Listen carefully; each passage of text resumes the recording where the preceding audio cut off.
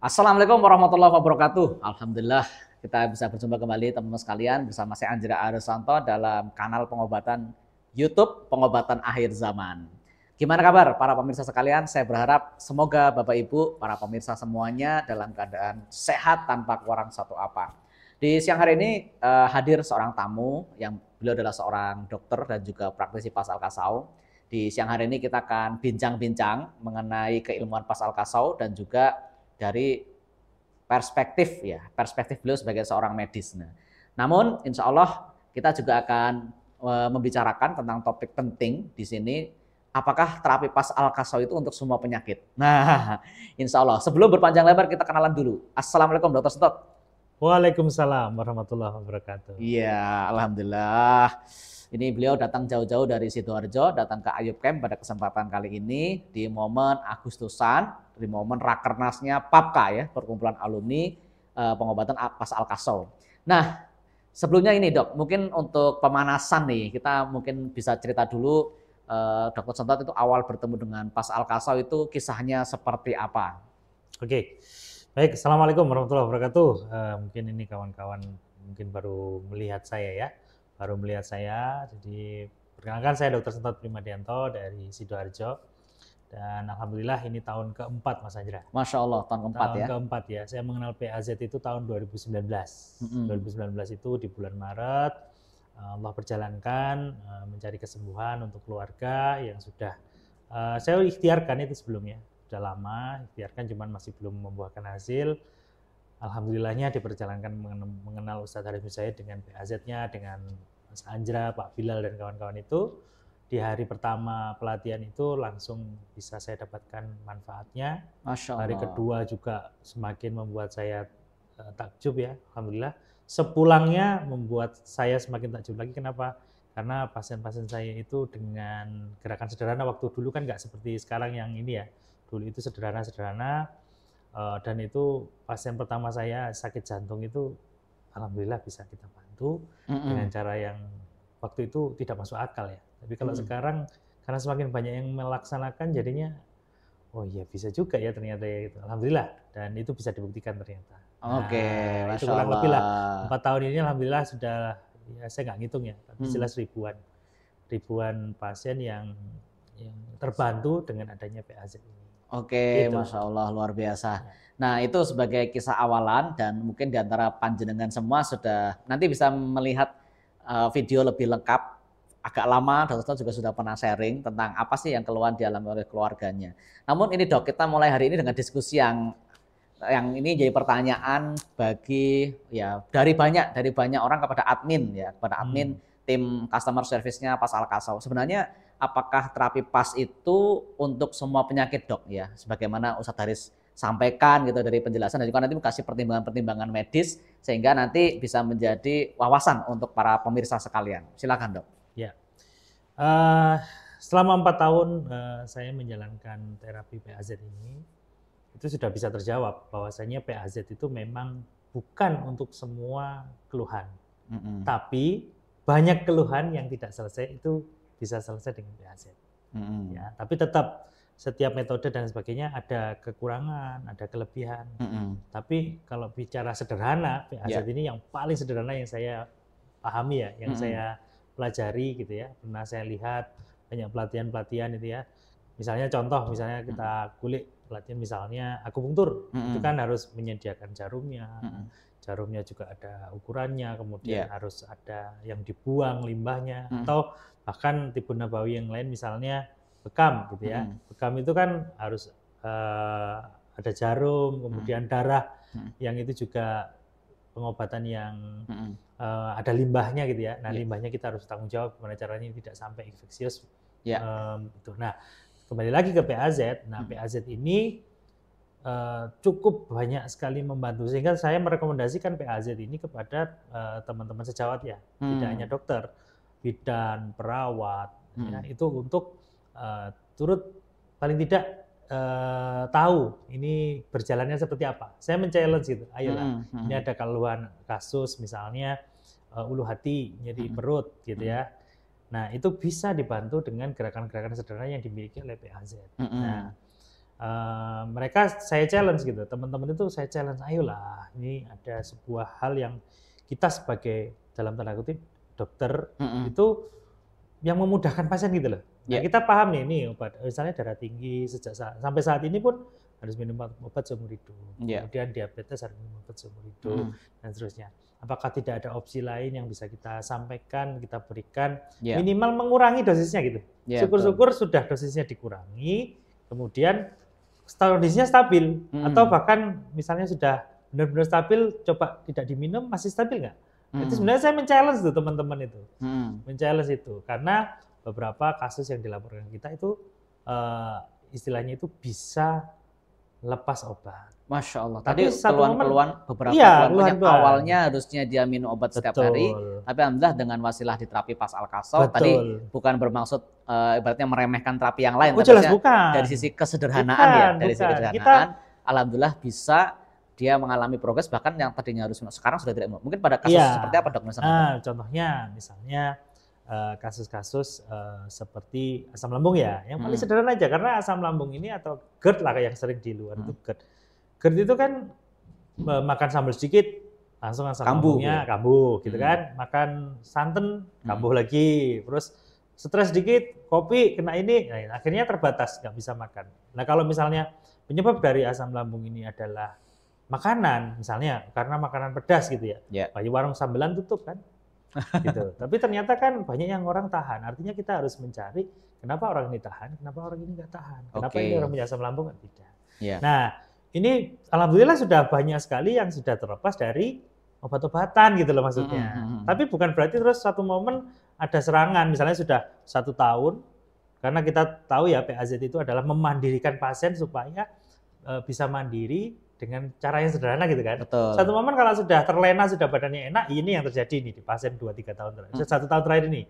Jadi kumat, kebiasaan hidupnya sudah diperbaiki, balik lagi ke asal, latihan nggak pernah dilakukan, kumat lagi.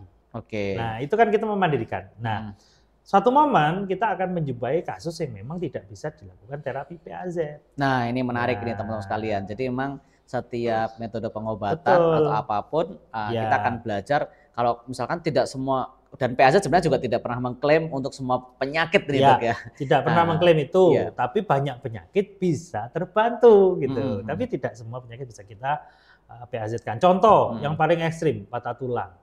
Ya jelas tidak bisa. Patah tulang itu ya, kalau kita melihat fisiologi tubuh kita, kalau ada misalnya kita patah gitu ya, itu dibiarin aja diem, gandeng. Nggak usah diapa-apain, gandeng. Hanya kalau patah, kemudian kita tidak reposisi dengan baik, itu akan jadi miring gandengnya gitu. Itu bukan kompetensinya Pas Ruper gitu. Nah, di PAZ itu di pelatihan selama 2 hari itu tidak hanya berhenti di 2 hari, ada pembinaan dari PGU, ada dari PAPKA gitu ya. Itu pembinaan kan berlanjut sampai sekarang ya. Jadi sudah mulai PAPKA dibentuk itu tahun 2019 ya sampai sekarang. Itu kan masih berlanjut pelatihannya. Pembinaannya itu berlanjut. Dan itu sudah selalu digaungkan bahwasannya ada faktor-faktor resiko yang itu jangan sampai diterapi oleh para pastruper. Itu selalu diingatkan. Bahkan di hari pertama bahwasannya PAZ ini secara keilmuan ini ada istilahnya resiko tinggi. Artinya tidak boleh diterapi. Jadi memang ada batasan. Tadi ada patah tulang dok. Apalagi mungkin yang lain dok? Nah, coba ya kalau kita ulik dari yang ada yang pasti tidak bisa diterapi. Pertama jelas patah tulang. Ya, kalau yang kedua patah tulang sudah gandeng, tapi gandengnya itu dengan alat di tempat yang riskan, di mana misalnya di tulang belakang. Misalnya tulang belakang itu ada yang patah, kemudian dikasih ada skrup lah setelah gitu ya, skrup untuk menahan ini. Ini sudah jelas tidak bisa diterapi. Kemudian risiko-risiko yang juga muncul apabila kita terapi, kalau misalnya selain patah tulang tadi adalah risiko tinggi seperti ibu hamil. Ibu hamil untuk awal-awal ini itu sangat riskan untuk diterapi. Dari semester berapa dok? Dari semester pertama, awal-awal itu kan. Di semester pertama. Kan kita juga ada bagaimana caranya melahirkan nanti bisa normal. Itu kan ada, tapi itu kan ada jenjangnya. Dan itu istilahnya kita di upgrading lah ya, di upgrading. Tapi untuk trimester pertama benar-benar kita memastikan ibu ini lagi hamil atau tidak. Oke, kalau lagi hamil jangan dipaksakan lah untuk diterapi gitu. Ya, apapun keluhannya. Kemudian terlalu tua, nah, misalnya terlalu tua banget, apalagi kalau sudah usianya sudah tua banget di atas 65-70, orang ini bukan orang-orang yang aktif secara fisik sejak muda. Jadi tergolong tulang yang rapuh, ototnya kecil. Kemudian kalau nanti kita lakukan gerakan-gerakan pas itu khawatirnya bisa retak atau patah gitu ya.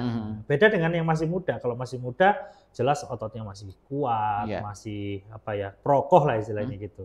Nah itu. Jadi untuk orang yang tua tadi Dok, mohon maaf sedikit memotong, itu berarti bukan kaitannya dengan usia, tapi kita lihat fisiknya ini udah lemah banget ya. Ataupun misalnya, kan ada juga Dok, misalnya kita lihat zaman sekarang orangnya usia 70-80 tapi masih jalannya masih kuat, olahraganya masih oke. Gitu. Banyak, bahkan pas troopernya pun bisa kalah kalau menahan.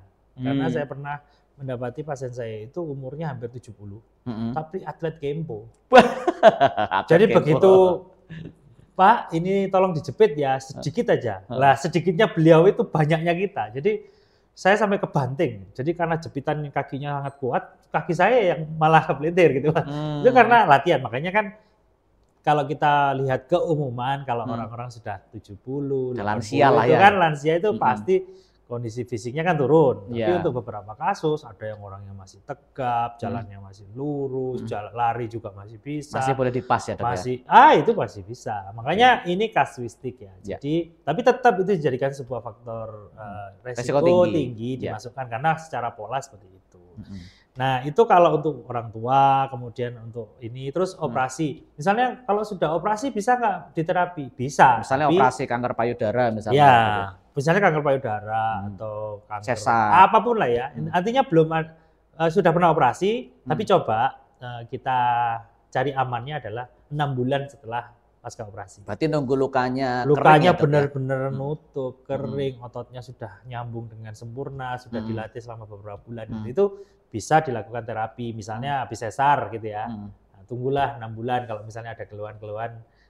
Misalnya biasanya nih habis melahirkan itu kan postur tubuhnya kan berubah, biasanya muncul penyakit-penyakit, apalagi gendong, posisi menyusui itu akan melintir-melintir, itu akan muncul keluhan-keluhan gampang pusing, gampang gangguan lambung, gampang sakit pinggang, apalagi kalau habis disesar. Nah coba setelah benar-benar ya 6 bulan lah paling tidak, itu disarankan 6 bulan setelah operasi itu boleh, termasuk habis diangkat kandungan, habis diangkat payudara, apapun operasi yang membuka terutama membuka perut 6 bulan lah paling.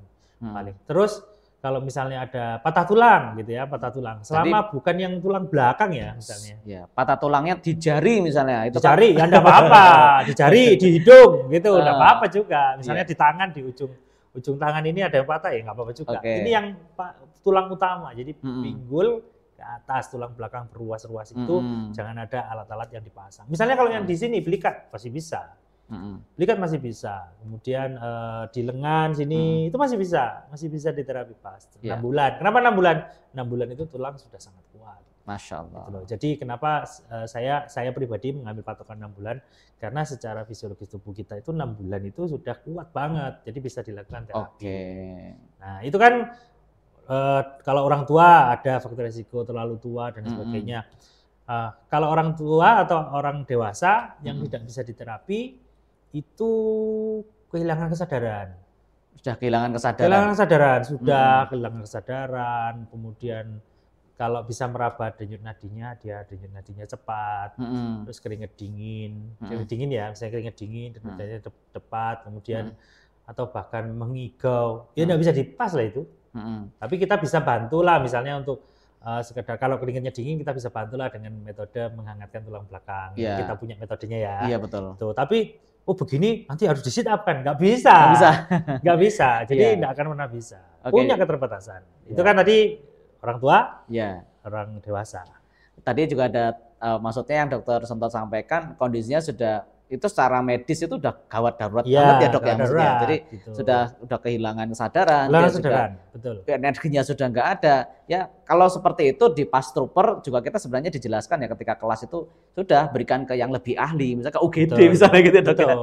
Kan guru kita kan sebenarnya sudah memberikan beberapa ini ya pemahaman ke kita nih. Iya betul. Bahwasanya pengobatan itu ada input, ada sistem, ada output. Kan memang pas trooper ini memang dididik untuk bagaimana memperbaiki sistem kan. Iya betul. Tapi jangan lupa ini ada input juga.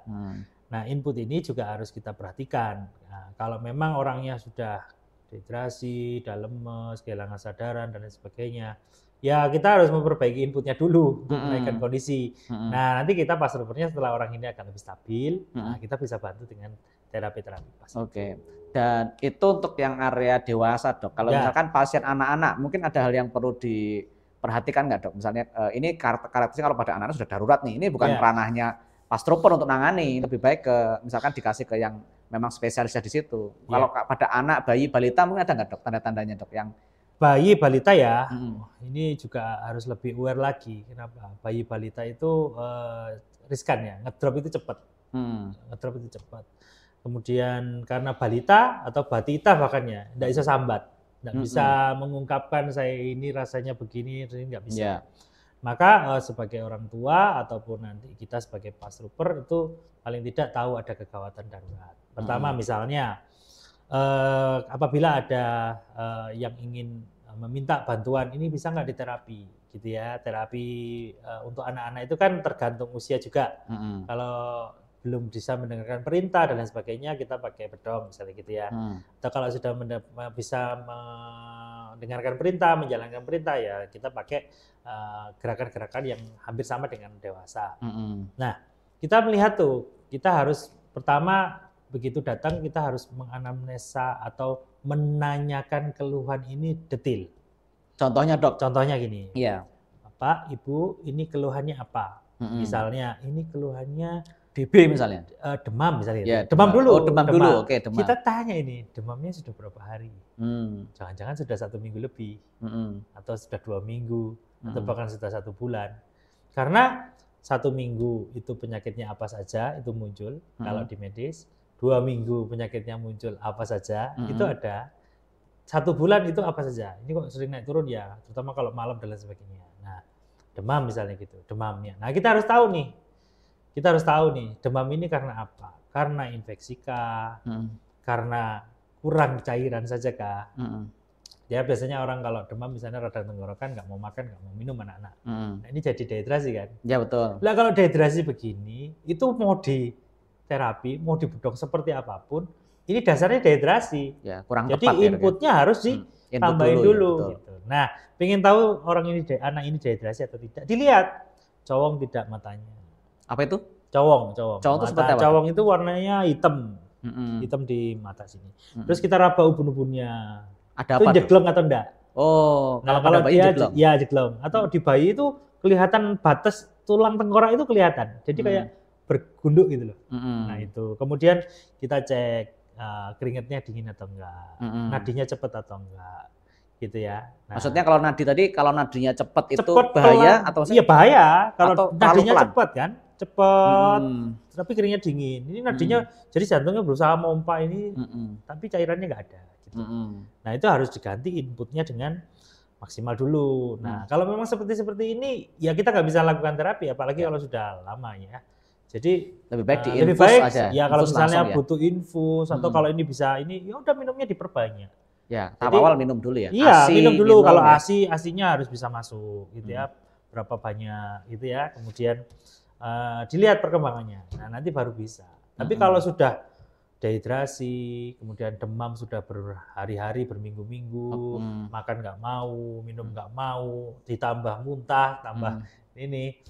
Ya ini sudah masuk ke gawat daruratan, maka untuk terapi pas akan tidak terlalu banyak membantu, kurang maksimal, gitu. Maka inputnya dulu diselesaikan, kemudian baru nanti kita bantu tuh. Nah ini kalau bisa kolaborasi dengan begini itu bagus banget gitu. Dan saya biasanya menawarkan kalau di klinik saya nih, di klinik saya menawarkan Jadi saya punya klinik 24 jam yang juga menangani kasus-kasus ya kalau misalnya ada observasi atau bahkan rawat inap gitu loh. Oke. Nah, itu biasanya saya akan menyampaikan beberapa hal ke pasien. Keluhan demam, mencret gitu ya, atau diare, muntah dan sebagainya. Setelah kita infus, biasanya saya menanyakan apakah berkenan ini kalau misalnya kita bantu untuk terapi untuk mempercepat proses pemulihan ini gitu. Nah itu saya coba untuk riset ya, saya coba riset dari pasien-pasien saya. Jadi dari yang kasus yang sama gitu ya, dengan kasus yang sama, usia tidak terpaut jauh, itu kalau kita kasih inputan, diinfus, habis itu kemudian kita bantu untuk dibedong sedikit, misalnya bagian dada ini ke bawah gitu ya, nggak sampai ke atas, bisa kena tangannya ada infusnya gitu. Kemudian dibantu untuk ayo ngangkat kakinya, angkat kaki, ya kalau di kita sebutnya bisa ngayun ya. Itu Masya Allah luar biasa dampaknya. Itu memperpendek waktu menginap. Memperpendek waktu menginap. Iya. Jadi artinya sama-sama dengan kasus yang sama, satunya tanpa dibantu ya, terapi pas, satunya di terapi pas. Itu jomplang. Biasanya kalau lagi recovery 3-4 hari atau 5 hari, ini sekarang diinfus, kemudian dibedong, paling lambat besok lusa udah pulang. Dengan keluhan yang membaik gitu. Dan itu membahagiakan. Sebenarnya kalau kita berpikir apa sih tugas seorang penyehat ya, mau itu dari sisi medis atau tidak, itu adalah membantu. Tugas kita ini membantu mencarikan solusi atas apa yang dialami oleh pasien gitu loh. Nah metodenya 3 kan, input, sistem, output gitu. Nah saya alhamdulillah ketiganya ini bisa dilakukan gitu loh. Ya, alhamdulillah. Nah alhamdulillahnya yang pertama input, kita coba lihat ini nggak dehidrasi, nggak perlu input lah misalnya gitu, yang bisa aja ini, atau misalnya ini perlu input, ya udah kasih input. Misalnya kasus yang lain, misalnya apa? Darah tinggi misalnya gitu ya. Nah kalau sering dengar kajian-kajian, bisa itu dari Dr. Jadul Akbar, Dr. Agus Ramadi, atau bahkan ada ilmuwan lain dari dokter-dokter lain dari dunia barat itu ya misalnya gitu. Itu ada beberapa yang menyampaikan bahwasanya penggunaan jahe misalnya gitu. Jahe itu ternyata kandungan magnesiumnya itu sangat tinggi, lebih tinggi daripada pisang dengan sama-sama 100 gramnya. Hanya tinggal bagaimana cara penyajiannya, cara konsumsinya. Nah jahe ini ternyata kita baru tahu jahe ini harus bisa membuat pembuluh darah itu menjadi lebih elastis, sehingga tidak perlu jantung itu memompa kenceng-kenceng untuk menyalurkan darah, sehingga tensinya bisa stabil. Masya Allah. Nah itu baru inputan loh. Lah sistem ini bantu itu supaya mempercepat gitu loh. Tapi kalau kita kembali ke anak-anak tadi, dilihat betul mulai dari yang pertama ini dehidrasi atau enggak. Ini kesadarannya bagaimana. Kemudian kesadaran tadi ya, mulai dipanggil nggak nyaut, kemudian matanya sudah nggak bisa fokus, kemudian lemes, kelentruk, dengan dingin. Kemudian kalau kita tekan ini ya, kita tahu ini ada gangguan perfusi jaringannya. Ini kalau kita sama-sama tekan gini, begitu kita lepas dia harus langsung merah. Maksudnya warnanya ini kan kalau kita tekan begini, ini kan jadi putih. Tapi begitu kita lepas kan dia langsung terisi, perfusi jaringannya bagus. Berapa lama dok itu yang bermasalah sampai masalah? Kalau ini kurang dari 2 detik ini masih normal. Apalagi kalau setelah dilepas dia langsung merah lagi. Itu masih bagus lah perfusi jaringan. Aliran darahnya masih bagus lah gitu loh. Tapi begitu ditekan begini kok gak balik-balik, agak lama, setelah 2 detik baru balik, berarti kan aliran darah itu mulai melambat dan nggak bisa masuk ke jaringan. Efeknya yang terjadi adalah pasti ada gangguan sirkulasi dan bisa jadi ini penurunan kesadaran. Masya Allah. Jadi maksudnya tadi kalau untuk anak-anak kalau gampangannya pakai bahasa umum, oh ini anaknya sudah kondisinya datang, dia sudah 3 hari nggak mau nenen, dia sudah nggak mau minum, itu apakah kita bisa sebagai praktisi tradisional, apakah kita bisa menduga itu dehidrasi dok? Atau seperti apa ciri-ciri dehidrasi biar teman-teman bisa langsung, oh ini toh maksudnya dokter. Kalau antum kan medis udah ketemu, kalau untuk teman-teman pemula gimana dok? Jadi sederhananya gini, tadi kan tetap awal itu ditanyakan. Wawancara. Jangan-jangan ini sudah 1 bulan nggak mau. Ditanyakan ini sudah 1 bulan, misalnya nggak minum, makannya kurang, atau 1 minggu. Apalagi semakin kecil semakin nggak. Jadi kalau anak-anak itu patokannya saya bukan dimakan. Patokannya diminum. Karena beberapa jurnal dibaca itu bayi lahir 72 jam tidak disusui itu masih oke. Masih oke. Iya, 72 jam. Nah, Padahal bayi itu cuma minum ASI. Dan itu pun masih awalnya berapa tetes doang ya dok? Iya, kenapa kalau cuma berapa tetes? Menyesuaikan yang namanya lambungnya. Lambungnya seberapa kalau bayi? Paling 1 sendok teh, gitu kan? Jadi dia cepat kenyang, cepat lapar, gitu kan? Makanya bayi itu sering disusui kan? Gitu. Nah, manusia juga sama. Manusia bisa hidup berhari-hari tanpa makan, tapi nggak akan pernah bisa hidup kalau nggak minum. Nah, makanya kenapa minum ini, cairan ini yang dibutuhkan kan. Jadi kalau anak datang dilihat ini masih mau minum, apalagi masih mau makan. Ini baru 2 hari yang lalu kok masih mau minum, mau makan. Dilihat kan? Pertama dilihat ini ubun-ubunnya kalau masih kecil ya. Ini kita bicara batita lah. Dilihat ini cowok nggak ini matanya. Lebih gelap lah istilahnya. Di mata itu ini lebih gelap daripada sampingnya, gitu kan? Pucat nggak lidahnya? Nah, terus dilihat perfusinya. Ini baliknya cepet nggak? Ditekan. Kemudian ubun-ubunnya cowok nggak? Gitu. Ngelentruk nggak? Dipanggil masih maut nggak? Nah, itu salah satu ciri-ciri dehidrasi. Nah, dehidrasi ada yang sedang, ada yang ringan, ada yang berat. Mungkin kalau masih ringan, kita bisa nge-push keluarga sama anaknya ini untuk ayo minum. Kita bantu dengan sistem.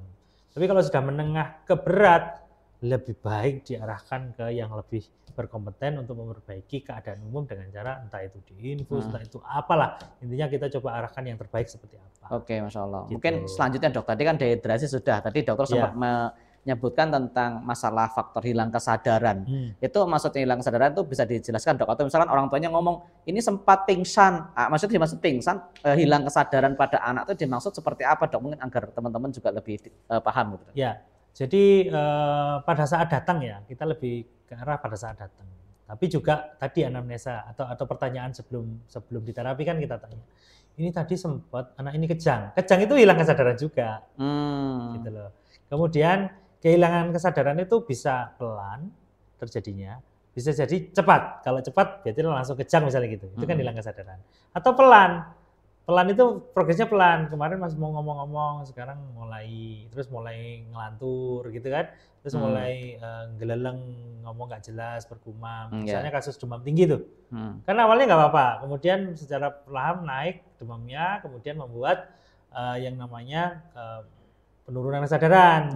Makanya ujung-ujungnya kalau demamnya nggak selesai dengan sendirinya akan muncul kejang kan. Nah, itu nanti dibahas lah secara ini di PAPKA dan sebagainya kebetulan ya. Tapi yang jelas penurunan kesadaran ini akan bisa dilihat anak ini kan kita kalau di medis ada namanya GCS itu susah itu eye movement verbal. Nah itu ada. Kalau di anak-anak kan kita melihat ya fisiknya. Gitu. Nah kalau memang benar-benar lemah banget sudah kasusnya ini udah lama lemah nggak mau minum dan sebagainya, nggak apa-apa, bukan aib kok kita sampaikan kami tidak sanggup. Coba ini diarahkan dulu ke yang lebih berkompeten untuk masalah inputan. Setelah itu nanti tolong balik lagi ke sini, saya bantu untuk mempercepat proses pemulihan. Itu malah jauh lebih nyaman gitu. Jadi enak banget. Pada pertolongan pertama serahkan ke ahlinya dulu. Betul. Ya, untuk masalah inputan, misalnya ke rumah sakit atau ke puskesmas atau ke dokter yang misalnya ini bisa membantu untuk mengembalikan. Karena kalau kita paksa untuk minum katanya udah dehidrasi. Udah turun kesadaran kok diminum. Diminumnya jelas nggak mungkin. Nggak mungkin ya. Malah tersedak, masuk aspirasi ke paru-paru malah jadi bermasalah. Nah, jadi dikembalikan dulu cairannya. Nah, nanti dibantu. Sama kayak tadi cerita saya di klinik tadi. Tadi itu seperti ini loh. Kita tawarkan nih. Jadi pasien boleh menerima, boleh tidak. Karena kita apapun yang kita kerjakan di pasien, apapun itu semua atas persetujuan dan kehendak pasiennya. Meskipun itu hal-hal yang sederhana kayak cuma dibedong bagian perut bagian bawah aja, terus angkat-angkat kaki latihan atau kaki kirinya dilipat atau kanannya dilipat, itu kita sampaikan ke pasien sehingga secara inputan ini masuk sistem kita bisa bantu dan akhirnya outputnya yang saya dapati itu mempercepat orang ini segera keluar dari rumah sakit. Alhamdulillah. Gitu loh. Kemudian dok, faktor resiko tinggi tadi ya, apakah misalnya termasuk juga diantaranya misalnya tadi kan ada dokter menyampaikan kalau misalnya pada dewasa atau anak-anak sudah badannya sudah sangat dingin gitu. Apa itu juga yang tadi termasuk yang kalau di PAZ kurang tepat gitu. Jadi kalau anak-anak itu sudah jangan kompromi lah, langsung lah ya. Karena anak-anak ini kan nggak bisa ngomong, nggak bisa merasakan, nggak bisa. Kalau di dewasa sebenarnya hampir sama proses dehidrasi itu. Cuman orangnya ini masih bisa ayo ini kalau dehidrasi begini, ayolah minum. Nah itu kan masih bisa diperintahkan kan? Gitu. Kalau anak-anak kan nggak bisa. Sebenarnya hampir sama aja, sama pemeriksaannya juga sama. Nah, cuman bedanya ini bisa dikomunikasikan, yang dewasa sama sepuh, yang anak-anak susah kita mau komunikasi dua arah. Ya kita tahunya melihat tanda alamnya atau tanda yang ada di dalam dirinya. Gitu. Oke, ya, jadi teman-teman para Pastroper sekalian dan juga para penyimak, ini kita menyampaikan bahwasanya di Pasal Kasus sendiri ada SOP seperti itu. Jadi bagaimana menghadapi klien, tentu ada wawancara, ya kan, ada pemeriksaan, jelas. Kita lihat secara visual gitu. Kalau memang satu terapi memang di luar kompetensi Pastroper, biasanya gitu secara Pastropernya akan mengatakan memang di luar kompetensi. Silahkan rujuk ke rawatan yang memang lebih sesuai. Kata tadi kayak Dr. Setot, dehidrasi ya mau diterapi seperti apapun ya itu memang bukan rumusnya gitu. Dehidrasi ya udah diinfus saja dulu ya, diberikan cairan yang memang untuk mengembalikan dehidrasinya, baru kemudian mau dibantu dengan rawatan terapi misalnya apapun ya, terapi jurus-jurus pas itu sebagai sarana mempercepat pemulihan gitu. Iya. Ada lagi Dok yang misalnya dia itu termasuk yang resiko tinggi gitu.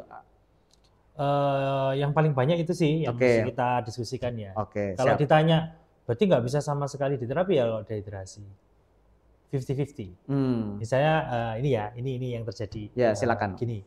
Seperti apa Dok? Di UGD nih, kan saya ada UGD-nya, klinik itu kan ada UGD. Pasien ini datang dengan pingsan, kan hilang kesadaran itu. Ya betul. Nah, harusnya kan, tapi karena ini di klinik, itu kan sudah siap itu penanganannya. Artinya penanganannya itu ini mau diinfus, kan dicek tensi dulu, dicek. Tapi secara visual sebelum dilakukan tensi, sebelum dilakukan ini, saya langsung datengin, saya cek dulu. Oh ini udah dehidrasi, oh denyut nadinya masih oke. Oh ini oke. Ini hanya aliran darah aja yang bermasalah, secara dehidrasi nggak terlalu banget. Saya izin sama keluarga, boleh nggak ini saya lipat, kemudian saya lakukan gerakan energi booster kalau di PAZ ya. Saya lakukan energi booster. Itu kawan-kawan itu belum selesai nyiapin infusnya, orangnya sudah siuman. Masya Allah.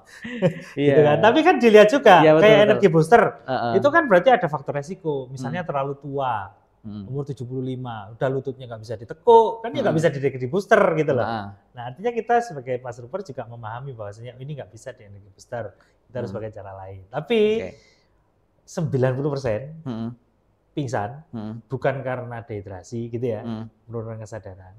Kita mau lakukan tindakan, saya mau baru energi booster aja. Itu nggak lama, belum selesai nyiapin infuset, belum nyiapin jarumnya, belum nyiapin itu. Ini udah siuman duluan. Nah, artinya apa? Tadi loh, perfusi jaringan yang tadinya ditekan gini, kok dia terlambat, kita bisa bantu dengan energi booster untuk mempercepat. Tapi kalau yang dipompa aja nggak ada, itu ya nggak bisa gitu loh. Jadi ini ini memang perlu. Tapi boleh nggak dilakukannya? Boleh, misalnya kan ini kalau sudah pingsan gitu jelas nggak dibawa ke tempat Pastroper lah. Gitu. Kalau sudah pingsan. Tapi kalau misalnya di perawatan UGD, di klinik, puskesmas, karena ini kan dokter di Pastroper itu kan ada 400 lebih. Dokter Pastroper seluruh Indonesia itu 400 lebih kan data kita kan. Belum bidannya. Belum perawatnya. Dan tenaga medis lain ya. Itu yang di Probolinggo di ujung-ujung gunung sana ada yang perawat itu juga, oh ini luar biasa. Jadi kalau udah ini coba dibantu ini dulu nanti sambil diinfus gitu. Nah itu Insya Allah jadinya menenangkan gitu loh. Jadi belajar PAZ ini untuk pesan untuk teman-teman sejawat ya, tidak hanya dokter, perawat, apapun lah. Ini menenangkan gitu, jadi lebih tenang, kita jadi lebih nggak gupuh gitu loh, nggak gupuh. Jadi kita alirkan. Nah, karena yang ini nggak terlalu dehidrasi, jadinya siuman. Kalau dehidrasi gimana? Ya bangun sebentar, pingsan lagi. Wah, ya itu harus diinfus kan. Gitu. Tapi mungkin sharing pengalaman juga dok. Saya kan pernah berkuda ya di Ayub ini. Kemudian qadarullah kaki kudanya keserimpet dok gitu. Terus karena kudanya keserimpet, ya otomatis saya jempalitan juga gitu. Nah, sempat berjalan sebentar, terus tiba-tiba hilang. Jadi pingsan ya. Itu yang kasih tahu teman-teman gitu. Kok tiba-tiba terkapar gitu kan. Dan alhamdulillah ketika itu teman-teman Pastroper ya, kan di sini kan Pastroper semuanya. Saya langsung diberikan terapi energi booster, terus body press. Itu katanya sampai beberapa kali pingsan ya karena saya memang lemes, kunang-kunangan hilang, gelap lah gitu kan. Itu sampai dikatakan tadi sempat begini. Tapi alhamdulillah dok, tapi kondisinya ini kondisi olahraga, artinya mungkin tadi daya kapilaritas ya. Itu baik, kondisi pingsannya posisi yang berbeda dari pingsan yang misal dehidrasi ataupun pingsan yang model-model lainnya gitu Dok. Oke, Masya Allah.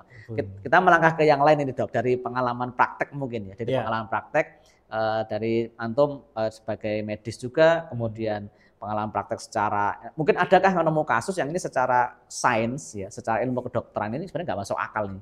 Kok bisa diterapi dengan pas, kok ini bisa biidznillah ya, semuanya garis bawahi semuanya adalah biidznillah. Kok bisa secepat ini gitu Dok? Mungkin bisa disampaikan Dok. Banyak sekali. Saking banyaknya saya sampai tidak bisa nyebutin satu persatu. Tapi yang pertama itu jantung ya. Jantung koroner masih umur 37. Itu serangan jantung. Betul-betul serangan jantung. Itu saya rekam jantung. Ya ini serangan jantung memang gitu. Nah, kemudian saya coba untuk gini aja ke rumah sakit aja waktu itu. Saya minta ke rumah sakit gitu. Karena satu dan lain hal saya tidak bisa ke rumah sakit gitu ya. Karena satu dan lain hal ya.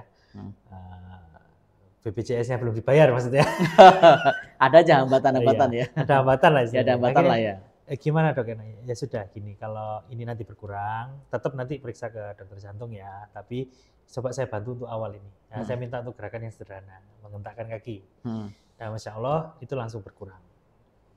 Itu pertama yang membuat saya ini apa benar ya itu ya. Terus habis itu saya kedatangan anak yang pinggulnya nutup banget, sehingga kalau jalan itu pinggulnya nutup, kemudian agak ditekuk lututnya, baru dia bisa jalan. Maksudnya ini agar teman-teman punya gambaran Dok, pinggul nutup itu kan bahasa Gini, PAZ ya nutup, ya memang nutup. Jadi saking ya nutup banget. Jadi kalau jalan itu ya harus ditekuk begini terus jinjit. Gitu loh. Nah, waktu itu saya arahkan ke spesialis ya. Ya kembali lagi, mentok lagi. Tidak ada biaya dan lain sebagainya. Ini sudah dibawa ke sini. Ya udah gini aja. Saya kasih 2 gerakan ya. Apa itu? Cuman buka pinggul sama sit up. Nah, jadi duduk itu enggak bisa duduk bersila. Jadi lutut sama lutut ketemu begini loh. Nah, sudah duduk pun juga ketemu begini.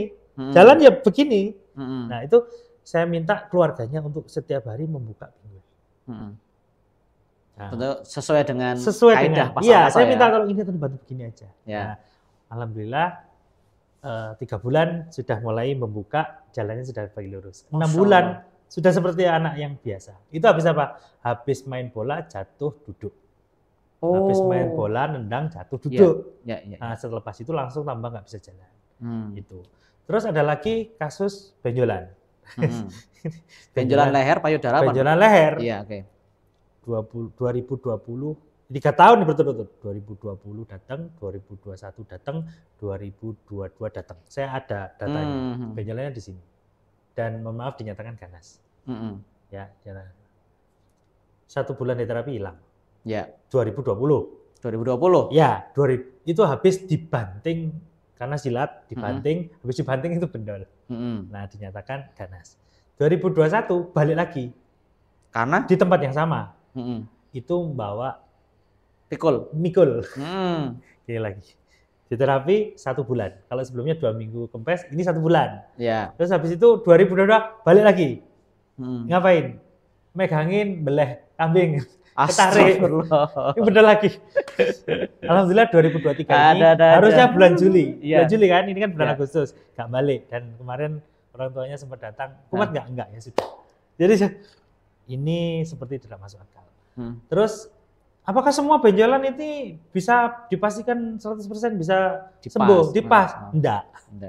Karena ada yang berhasil, ada yang tidak berhasil. Karena memang tugasnya pengobat, penyehat, membantu ikhtiarnya, bukan memastikan kesembuhannya. Nah, itu yang saya suka dengan metode PAZ itu adalah bagaimana mentauhidkan bahwasanya ini semua dari Allah, kita hanya melewati aja, biar Allah yang tentukan. Nah, itu yang membuat kita jalan itu tenang gitu. Nerapi aja bismillah. Gitu. Banyak sekali kayak payudara. Sudah mohon maaf, benjolan payudara. Kawan kita yang pas trooper di Batu itu. Itu kan habis itu. Betul. Dinyatakan ini sudah terminal, nanti usianya tinggal 2 bulan gitu kan. Betul. Lah ini sudah tahun keberapa gitu. Alhamdulillah. Iya, terus habis itu sekjen kita nih. Ya, sekjen kita nih dari Lombok, ya kan? Sudah dinyatakan itu usianya beberapa bulan. Ini sudah 4 tahun ini leukemia. Makanya saya itu kadang-kadang ini Masya Allah gitu ya. Dan sampai detik ini masih ketemu pasien itu yang merasa Masya Allah. kita nggak bisa apa-apa, gitu ya. Masya Allah. Ini mungkin Dok, kalau kita lihat ya, kalau Antum sebagai seorang ya akademisi lah katakan, akademisi kedokteran lah gitu. Kalau melihat pas Al-Kasum sebenarnya ini ilmu seperti apa sih Dok? Kaitannya dengan tentunya dari sisi secara teori lah gitu. Bagaimana sih menjelaskan teori pas ini kepada orang-orang yang memang sesama medis misalnya? Ini ilmu terapinya logikanya gimana gitu? Mungkin yang jangan bisa sampaikan. Jadi saat ini tuh saya sering diskusi sama teman-teman yang ingin tahu ya, ingin tahu pas itu seperti apa sih, dasarnya apa sih gitu loh. Nah, saya kembalikan lagi, PAZ itu melihat masalah penyakit itu tidak seperti kita melihat seorang medis melihat sebuah masalah. Gitu. Tapi sebenarnya ini insya Allah sangat berkorelasi. Berkorelasi, tidak bertentangan ya? Tidak bertentangan, jelas ya tidak bertentangan gitu ya. Contoh misalnya, bahwasanya manusia itu kan ada dua hal yang bergerak, kimia dan mekanik gitu kan. Nah selama ini kita memahaminya semua itu secara kimia. Biokimia istilahnya. Iya kimia, misalnya gini, sakit kepala, oke. Kenapa sakit kepalanya? Tekanan darahnya tinggi. Solusinya gimana? Oke, kita kasih obat menurun darah tinggi. Kan berarti gini, namanya juga tekanan. Tekanan itu kimia atau mekanik? Mekanik harusnya ya? Ya, mekanik. Oke, bisa nggak kita selesaikan secara kimia? Ya bisa. Tapi apakah kita tidak boleh menyelesaikan secara mekanik dengan cara memperbaiki aliran darahnya ini supaya jantung jangan kenceng-kenceng menekan darahnya. Betul. Gitu kan? Nah, artinya selama ini kan saya fokusnya ya udah kita turunkan tekanan darahnya pakai kimia dengan caranya, dengan cara berpikirnya. Nggak salah, bener karena ada penelitiannya juga. Betul. Nah, kita juga meneliti nih PAZ kan. Walaupun sifatnya tradisional. Ya karena memang bukan ranahnya di situ. Bukan ranahnya di situ. Memang kita ranahnya di sini. Gimana caranya yang namanya aliran darah tadi menyempit kan, ceritanya kan menyempit. Nah menyempit ini karena apa kan begitu? Betul. Karena kolesterol. Nah kolesterol kan semua ada. Tidak semua kolesterol tinggi membuat tekanan darahnya tinggi gitu kan. Hanya tunggu momen aja. Gitu kan. Nah apa yang membuat menyempit gitu kan? Nah kalau di kita kan karena pinggulnya sebagai penopang tubuh kita itu miring, gitu kan? Ke bawah jadi miring, ke atas jadi miring. Apa yang terjadi kalau pinggul kita miring? Miringnya taunya dari mana? Sederhana kan, nggak usah di ronsen, nggak usah di kelihatan berdiri miring nggak pundaknya. Nah itu kan udah sebenarnya hanya tanda-tanda ini miring badannya. Atau waktu ruku miring nggak? Miring. Kalau miring berarti kan ada kemiringan. Nah tulang yang miring itu dagingnya ikut miring. Nah kalau dagingnya miring, pertanyaannya aliran darah kan juga akan terganggu di satu momen. Pembuluh darah ini kan ada 3, arteri, kapiler, vena. Kerjanya masing-masing. Belum kelenjar getah bening, belum saraf. Kalau miring ya jelas ada tarikan-tarikan yang terjadi yang kalau di PAZ namanya kendor kenceng melintir kombinasi itu. Itu akhirnya membuat jalur-jalur penyakit. Salah satunya kita sebut sebagai melintir tadi aliran darahnya nggak lancar karena melintir. Sama kayak kita selang itu kita pelintir kan jadi mengecil itu tekanan tinggi. Nah, bolehlah dari sisi inputan itu menggunakan obat-obatan kimia misalnya atau herbal atau apa untuk menurunkan. Kalau kita gimana caranya ini dibebaskan supaya aliran darah lancar, jantung supaya tidak terlalu berat menekan, udah nyampe di kaki darahnya. Masya Allah. Sederhananya begitu. Jadi sebenarnya nih, wah ini pakai pas saja, ini pakai obat. Bukan begitu. Betul. Kita ini, ayo kita cari cara sama-sama. Ini ada banyak kawan-kawan kita yang menderita sakit atau saudara-saudara kita yang cobalah kita kasih gerakan sederhana-sederhana, tapi bisa membantu yang tadi. Misalnya kalau kimia, kan ya nggak mungkin, sekarang gini, fair aja, kimia juga ada efek samping. Tapi kalau nggak minum obat kimia, efek sampingnya juga muncul. Misalnya, karena darah tinggi terus, kalau nggak diturunkan, nanti ginjalnya jebol, atau stroke, dan lain sebagainya. Nah tujuan dari kimia ini bagus nih, obat-obatan dokter, untuk menurunkan angka kejadian jebolnya ginjal, jantungnya bengkak, ataupun stroke gitu kan. Tapi obat kalau diminum terus-menerus ya kalau kita baca efek sampingnya juga mengerikan. Ya itu dia. Nah makanya kita tidak dalam rangka menghakimi mana yang terbaik, tapi kalau bisa berkolaborasi dan memilih yang terbaik. Apalagi kalau kita bicara muslim ya. Jadi jangan sampai, jadi kita nggak bicara obat aja. herbal maupun pengobatan-pengobatan dari luar kita juga nggak tahu, misalnya dari Tiongkok dan lain sebagainya. Kita nggak tahu ini halal atau haram kan. Betul. Nah, apalagi kita umat Islam kalau dibawa ke ranah ini halal atau haram, jelas silakan berobat kecuali dengan yang Haram. halal. Iya, cari. Iya, silakan berobat tapi jangan berobat dengan yang haram. Atau Iya, betul. silakan berobat tapi yang halal kan Yang gitu halal, kan. betul maksudnya Nah, itu. jangan sampai kita itu berdoa sama Allah tapi pengobatannya. Iya. Nah, itu maksudnya. Masya Allah. Makanya PAZ ini sebenarnya, ayolah, saya itu sebenarnya pengen gitu. Ini mungkin pesan bagi mungkin para, ayolah kita ambil riset lah gitu. Ambil riset, misalnya gangguan lambung ya gitu lah. Yang paling sederhana gangguan lambung kan. Gangguan lambung itu ya nggak bisa minum kopi, setelah di treatment beberapa kali minum kopi. Bisa. Itu artinya sembuh ya, Dok? Ya kalau mau dibuat sakit lagi dibalikan aja badannya. Waduh, gitu. Jangan dong. Gitu. Nah, jadi sebenarnya saya pengen nih teman-teman, apalagi para pastor, para dokter, kita kan punya member pas nih. Iya. PAZ itu nggak sedang main-main gini. PAZ ini benar-benar serius. Serius, ada organisasinya, ada tujuan visi misi yang luar biasa. Kemudian pembinaan yang long life. Long life lah. Selama dirimu mau bergabung dengan PAPKA atau nggak bergabung, ini akan yang namanya PGU, PAPKA akan selalu memberikan pembinaan. Insyaallah, hanya mau atau selalu. enggak gitu aja loh mereka ini mau hadir gitu. Kayak hari ini kita ini ada Rakernas, ada Jambore, ada hal-hal itu sama kayak kita berbicara hari ini itu dalam rangka membina kawan-kawan, teman-teman. Terus juga menyampaikan kepada umum bahwasanya kita ini tidak sedang memusuhi siapapun. Masya Allah. Gitu loh. Kita ini sedang berusaha, ayo kita punya metode, ayo kita gali sama-sama. Gitu loh. Kalau memang ada hal yang membuat ini bisa jadi bukti dan ini bisa bermanfaat, kenapa tidak? Gitu. Ya, Masya Allah. Itu sih sebenarnya call to action untuk teman-teman. Sederhananya adalah gini, ada 16.000 lebih pas trooper yang aktif katakanlah 6.000. 6.000 satu orang ngisi satu member pas. Sebulan sekali itu sudah kita punya 6.000 data ya. Data. Dan datanya itu pasti macam-macam, gangguan lambung, gangguan ini, pusing, vertigo, apa. Ya masa sih ngambil sampling 1.000 aja, masa ya nggak bisa jadikan kesimpulan. Masya Allah. Gitu. Wah ini obrolannya jadi ngalor ngidul ya Dok. Iya, tapi nggak apa-apa. Nggak apa-apa. Jadi awal kita bercerita tentang apa sih yang apakah pas ini bisa untuk semua penyakit, ternyata sudah terjawab ya. Saya berharap para pemirsa sekalian sudah bisa mengambil kesimpulan bahwa ya pas Al-Kasau ini tidak untuk semua penyakit, tapi ada banyak penyakit yang bisa dibantu dengan metode pas Al-Kasau. Tadi Dr. Sonto sudah memaparkan. Nah tak terasa kita sudah durasinya cukup panjang nih Dok. Mungkin kita potong dulu biar teman-teman bisa bernapas dulu dalam menonton videonya. Insya Allah ketika nanti ada rezeki untuk kita bisa jumpa lagi, kita akan ngobrol dengan topik yang berbeda. Maka teman-teman ketika belum subscribe, saya minta untuk subscribe sekarang juga. Dan ada tombol like, tolong diklik tombol like-nya dan juga tombol lonceng. Supaya nanti ketika kita upload materi baru, Bapak Ibu langsung mendapat notifikasinya. Saya Anjar Santo, mohon maaf ketika ada salah dan kelirunya. Mohon izin untuk undur diri. Sampai jumpa di video akan datang. Assalamualaikum warahmatullahi wabarakatuh. Waalaikumsalam.